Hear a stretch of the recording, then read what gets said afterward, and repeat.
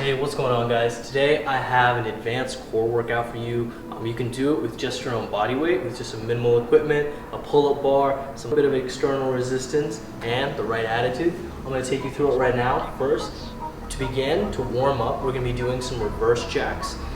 This is similar to a jumping jack, but we're just kind of reversing the motion that we were working on. Instead of working laterally with the arms and hips, we're going to be working front to back. So we're going to be moving the hips like we were running back and forth, and we're going to be moving the arms like we were giving ourselves a hug, meeting in the center for each jack.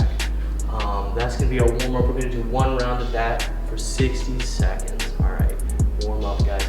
All right, the next exercise we're going to get into is windshield wipers, done on the pull-up bar. Windshield wipers are a fantastic exercise for your obliques, for your abdominals, for your core stability, for all those twisting motions that you have.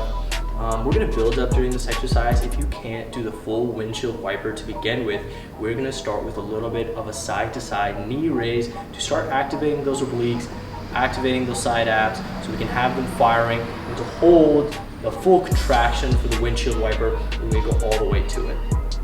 We're going to do 3 sets of that for 8 to 12 reps. Remember, one side is only half a repetition, so one revolution counts as one full rep.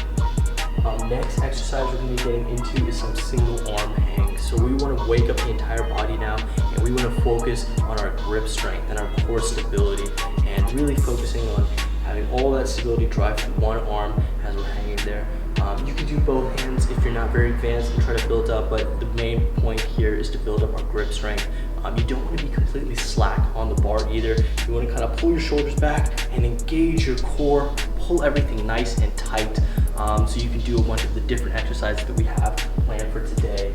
Before we go any further, you're going to do 3 sets of those hangs for time. So every time you come back to this workout, I want you to try to beat your previous time. I'm going to be holding some weight during the side, and use that for my single arm to make it a little bit more difficult and force me to stabilize my body from 2 angles. After that, still carrying on the same note, we are going to use that single arm strength we've been building up and do some knee raises. This way we're again forcing our entire core to activate while stabilizing that one arm. It's a fantastic exercise to work on coordination and make sure everything's balanced out left to right in our hips. If you can't do the full one arm hang and your grip strength is not powerful enough for you to be able to get enough reps to sufficiently overload the abs, then you can hold on with both arms, and we just want to focus on the knee raise still during that exercise. Again, same idea, 3 sets, 8 to 12 reps per arm, so a little bit more difficult there. Now we have our ab wheel. The ab wheel is a fantastic exercise for working on stability, integrating the entire core with the upper body. There's 2 variations we're going to do. The first, with your knees on the ground, is slightly more easy, and as you get more advanced, you can bring your feet up to go into a full, essentially, inchworm ab wheel rollout. This will force you to use your hamstrings, your glutes, your hips, your core, your calves, and even your shoulder girdle to stabilize your entire body. We'll be doing 3 sets of that, so 5 to 10 reps. Build up slow, focus on control, focus on feeling good, and then building in power and range of motion.